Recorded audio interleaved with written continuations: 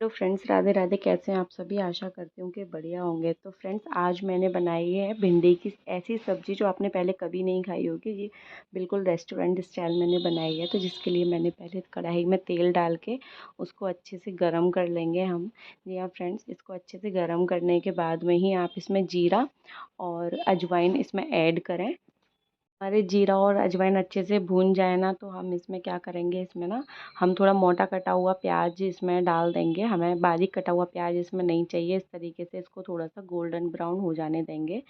इसको ना ज़्यादा हमें भूनना नहीं है, इसको बस हल्का सा ही हमको हल्का बस गल जाए प्याज, उसी तरीके का चाहिए। उसके बाद में मैंने ये भिंडी लंबी लंबी कट करके रखी हुई है, इनको भी हम डाल देंगे इसमें।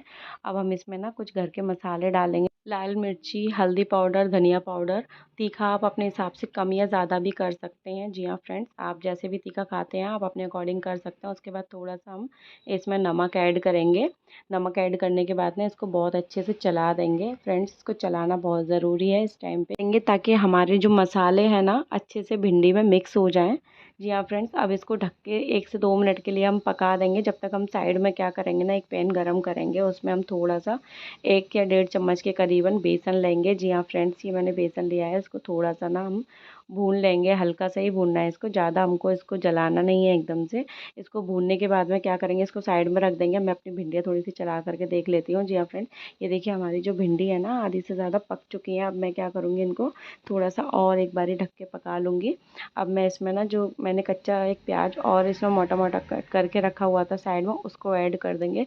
जी हाँ फ्रेंड्स, अगर आप इस तरीके से कच्चा प्याज इसमें डालेंगे ना, तो इसका ना टेस्ट जो है ना बहुत अच्छा लगता है। फिर से मैं इसको 5 से 6 सेकंड के लिए ना ढक के पकाऊंगी।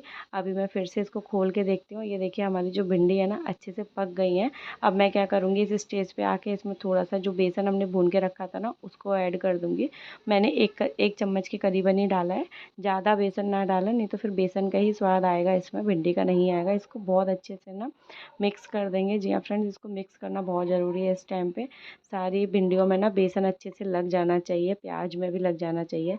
इस तरीके से चला के और इसको 1 से 2 मिनट के लिए ढक के फिर से पका लेंगे। देखिए हमारी जो भिंडी की सब्ज़ी है ना एकदम अच्छे से पक के तैयार हो चुकी है।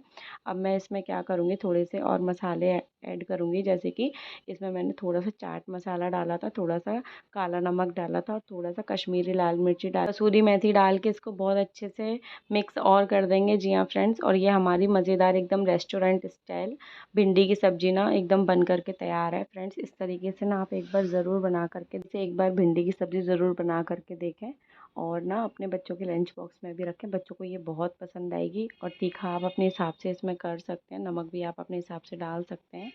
जी हाँ फ्रेंड्स, और अगर आपको मेरी रेसिपीज़ अच्छी लग रही हैं तो प्लीज़ फ्रेंड मेरे चैनल को लाइक शेयर एंड सब्सक्राइब ज़रूर करें। ये देखिए हमारी रेस्टोरेंट स्टाइल एकदम भिंडी की जो सब्ज़ी है ना बन करके तैयार है। तो आप इसे खाइए और मुझे कमेंट करके बताइए कि आपको ये मेरी भिंडी की सब्ज़ी कैसी लगी। जब तक के लिए take care, bye bye, enjoy.